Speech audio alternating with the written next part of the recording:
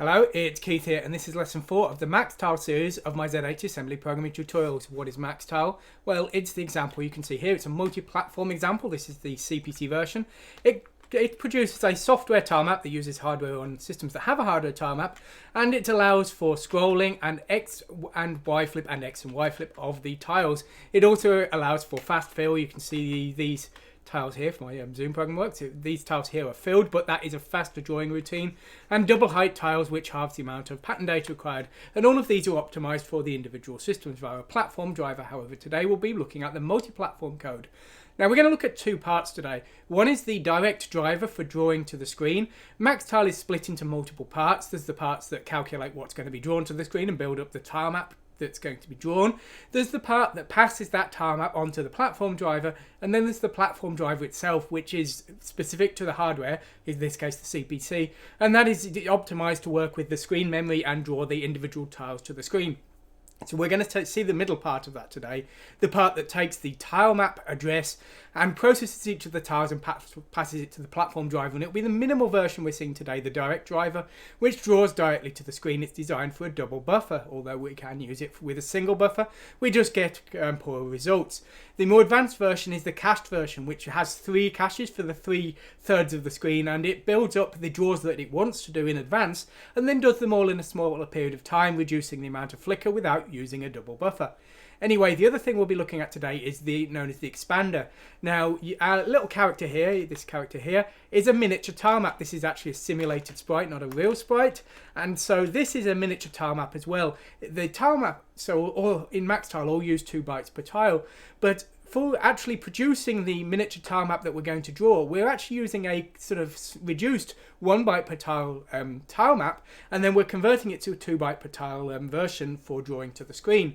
And in that process, we're also doing any required flips. Now, this is the unflipped version, but if I press the fire button, you can see we can do X, Y, and X and Y flip, and that means changing that tilemap, and that is also done by the expander code. So we're saving some memory by storing the 1 byte per tilemap in the program code and then converting it into some spare RAM as a cache to 2 bytes, and we're also doing the flipping at the same time. Okay, so that's the theory. Let's go over to our code and let's take a peek. Okay, so the first thing we're going to be looking at is the DirectDriver code, and it's very straightforward. So when we want to use this, we simply execute the draw tilemap routine, and we need to pass some parameters in our various registers. So DE should point to the source tilemap, that's 2 bytes per tile source tilemap. DE in the shadow registers, DE apostrophe as it's marked here, is the pattern data. That's the base address of the pattern data, the bitmap pattern data of the tiles themselves, or the first tile number if we're using hardware tiles. HL is the screen base, the VRAM destination that we're going to be drawing to.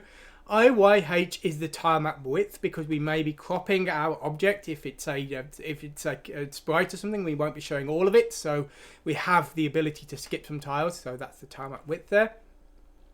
And then IXH is the draw width, and IXL is the draw height, so that is the size of the area we want to draw. So at the start of our routine, we start here, and this is actually re-executed for each line of our tilemap in a loop. As you can see down here, at the end of each iteration of a line, we come back up here and we reset everything.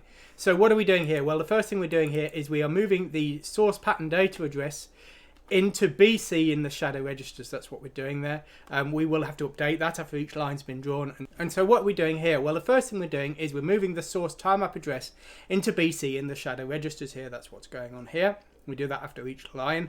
And then what we're doing here is we're taking the width of the tilemap and we're storing that in IYL here.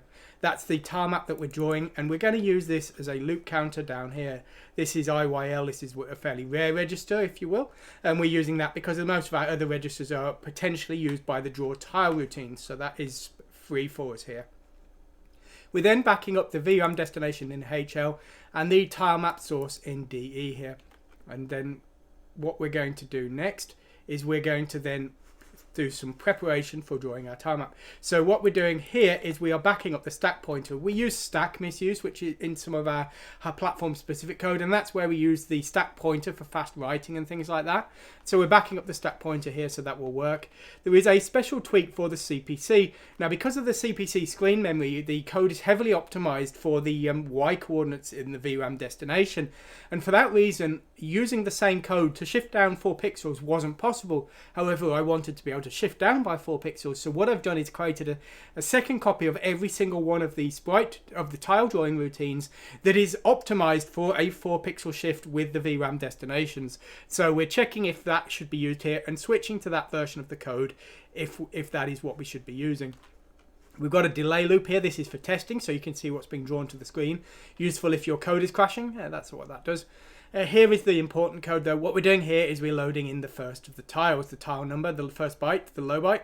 And what we're going to do is we're going to check the bottom bit here, and we're moving into the carry effectively here. Now, if the bottom bit is 1, then this tile needs to be redrawn. That's the flag for a dirty tile, a tile that needs to be redrawn, the update flag, if you will. And so in that case, we're running draw tilemap unless the double buffered definition is set, in which case we're going to redraw everything every single frame. Just depends on how we're using things, what we want to do, but as I say, that is another option there. But anyway, so in that case we're going to draw this tile back to the screen. We are then going to carry on and move to the next tile. We do that by skipping over the 2 bytes of this tile.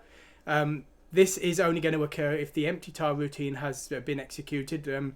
If the draw tile has actually drawn anything, it will skip down to tile done. So this code will depend on the platform specific code a little bit. Now when we get down to here though, whatever we have or haven't done, it's time to move to the next tile. We go across the screen and then down. So we now need to move 8 pixels across the screen, and how this happens depends on the system. So we've got various platform specific code here to move across the screen in whatever way is appropriate for that hardware. Now at this point we've done a full tile, so we are then going to decrease our horizontal tile count, and we are going to repeat for the next tile. So we jump back up here, and that will continue for the next tile. That should be across a little bit there. Now this is scanning through looking for tiles to draw, and so this is not necessarily the most efficient way of doing things. The cached version will actually do this in advance, and so it saves time in the drawing procedure, and that reduces the flicker, but it's pretty adequate in most cases. To be honest, with this kind of code, while there may be optimizations that could be done here, the vast majority of the delays of this kind of code is the actual pixel drawing routines themselves, not this kind of checking routine. It's the very, very heavy loops drawing all of the pixel data that tend to slow things down. So this is pretty adequate, to be honest. Now, after we've done a line, what we're doing here is we are potentially enabling interrupts. Do EI is a macro I create, and this will either be an EI command for systems where we want interrupts running, or it will be nothing for the systems that we don't. Now, what we're then doing is we are restoring the stack pointer. The EI command takes 1 command to execute, so this is making sure the stack pointer is okay for interrupts to occur, and this is important for systems where maybe the sound needs refreshing very quickly, systems like the Sam Coupe where the interrupts get lost if the delay is too long. But other systems, the firmware interrupt handler may use the registers we're trying to use here, and it may not be possible to turn interrupts on at this point. So it really just depends on the system. So that's why I use a macro for enabling interrupts, but I hard disable them up here because disabling them does no harm, but enabling them at the wrong time could cause a crash. We're then restoring our source, tilemap address, and our VRAM destination. We're then here moving down a line. We've done an entire strip of tiles. We're moving down 8 pixels, 1 strip of tiles down the screen. And again, very platform specific what we have to do here. Now, once we've done that, we want to move to the next line of our source tilemap. And so we do that by adding IYH, the width of our tilemap, to the DE address here. And then we are decreasing our line count. And if there's any more lines to do, we jump back up here. And then we are moving DE back into the shadow registers here, which is used later on, and we're repeating as required. So that is how we are drawing our tilemap to the screen. Now the rest of the code is all in the platform specific module, and it will look something like this. This draw tile routine does the bulk of the work here. We're going to look at those in individual lessons because they're quite long and complicated. There's all kinds of different versions of the code. As I say, it's very, very heavily optimized, lots of unwrapped loops, lots of very specific calculations for the VRAM destinations. That's how I'm getting the speed. So we're going to go over that in much more detail later on. Now, the other thing we're going to discuss, though, is the expanders. Now, the expanders are used for the simulated sprites. So here is a source tilemap that's unexpanded, this template Eureka here. This is the player's character here. So this is the 1 byte per tile data that makes up that character. The zeros are transparent tiles here. And this will be expanded, and it will end up looking something like this.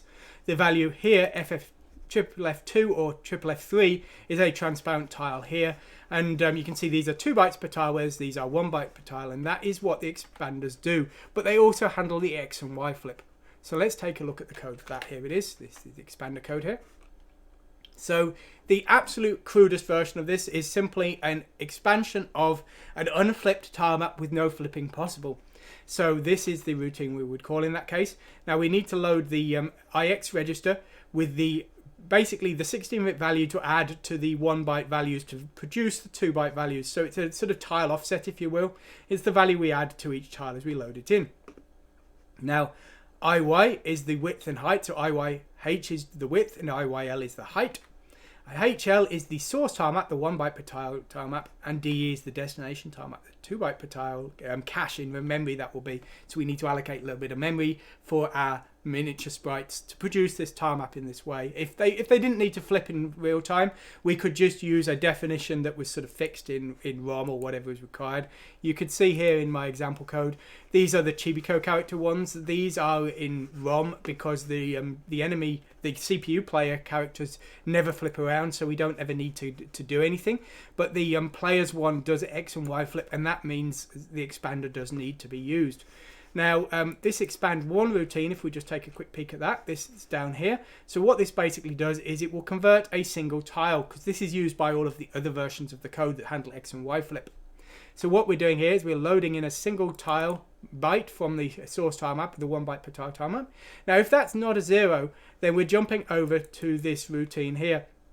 Now, the format of our tile data is basically that the bottom nibble is special. It has very special functions. So the bottom bit is the update flag that marks if the tile needs to be redrawn, the dirty flag. The next one is the program flag. This flags that if the tile is special and has program code attached to it. Then we have the X, Y and X flip flags, and then all of the remaining bits are the tile number. And this is optimized for 4 color tiles. 4 color tiles use 16 bytes, and so after we've ignored those bottom 4 bits, we will then have the correct offset in memory to the tile number, the tile pattern data we want to show to the screen. So that is why we've sort of configured it in that format. Now in this case though, we've got our tile number, and so we need to effectively multiply that by 16 to get the correct position within the 16-bit tile number that we want to have. So that's what we're doing here. We're effectively shifting and moving it from the 1 byte position to the 2 byte position, a bit like this. Now what we're then going to do is we're going to add the IX pair, and we're going to write the resulting value into our DE 16-bit tilemap destination. So this is expanding the 8-bit tilemap, effectively multiplying the tile number by 16, adding the IX value, and then the exception is the transparency, which is writing the value FFF2. FFF3 is also the same, but that's with the update flag set, which doesn't make a lot of sense. Transparency, if the update flag is set, will just skip over, but it means an execution of an extra subroutine, so not worth it. So we're using triple F2 here as our transparent value here, and that is only if the source tile number was 0. So that's how we are coping with the expansion of a single tile, and that's the minimal example of an expansion of an unflipped tile map with no flipping possible. Now when we want to flip though, potentially, we're using expand tilemap A, and the flipping attribute is in the accumulator. 0 is unflipped, 1 is X flip, 2 is Y flip, and 3 is X and Y flip. And we're doing that by comparing to A and decrementing A. So this will execute if the A is 0, this will execute if A is 1, this will execute if A is 2, and we'll fall into here if A is 3, and A3 is X and Y flip. Now in the case of XY flip, what do we do? Well, first of all, we're setting the program bits in the IX register here. So this is telling the drawing routine we're going to need to flip the bitmap data, and that's all done in real time. The patterns are only held unflipped, and the flipping is done in real time, which is why those platform specific code is so damn huge, because there's different versions for the different flipping, and that's because the optimal way of doing that efficiently is different on every system, and so lots of unwrapping, lots of extra code. Only way to get the speed on a Z80 system though. So that's what we're doing, that's what this does. So that's telling the program code what version of the drawing routine to use. What we're then going to do is we're then going to move to the very last tile in our tile map, because we need to move backwards through the entire tile map. So what we're going to do here is take the width of our tilemap and effectively do a crude multiply by the height, and that calculates the end of the tilemap, and then we decrement by 1 that source, and that will move us to the very last tile in the tilemap. All we then need to do is move backwards through our source tilemap, and that's by DecHL, and then we're writing those converted tiles using expand 1 into the destination tilemap. So we're reading backwards to the source, writing forwards to the destination, and that effectively X and Y flips the source tile data, and the source pattern data is flipped by this program code here by the platform specific driver. So that's how we do X and Y flip. Y flip is pretty much the same, just a different program in this case. You can see the bits are different there. And then what we're going to do here is we're going to want to move down to the last line, but we're going to want to be at the far left of that last line. So what we're doing here is we're first checking if we've got at least 2 lines. If we've only got 1 line, then this code isn't going to work. And if we've only got 1 line, we don't need to move to the last line because we're already on it. So then what we're doing here is we are going to effectively keep adding the width of the tilemap for all of the lines minus 1, and that's to get to that very last line, but the left hand side of that last line, whereas before we were at the right hand side of that last line. Once we've done that, it's kind of similar again. This time though, we're moving from left to right in the source tilemap and left to right in the destination tilemap, but after each line we're going up a line. Now we're subtracting the byte width in tiles from the HL source twice, because as we're going across the line of the source data, we end up at the end here, so we need to jump back, and then we need to jump up a line for the next line. So that's why we're subtracting BC from HL twice here, to move up a line and go back from the increments of the current line. So that's the Y version, and then all that leaves is the X version, which is up here. Again, we're setting the version of the program code for the platform driver to use the right bitmap flipping. And we're then going to move to the end of the current line. We're starting at the top of our tilemap at the end of the line, and we're going backwards and again writing forwards. So that's what we're doing here. We are basically expanding our tilemap here, converting the single tile. We're then moving backwards across like this. And then when we get to the end of the line, we need to move down a line, and then we need to jump to the end of the line again. And so that's what we're doing with these 2 adds here. And that is expanding the tilemap.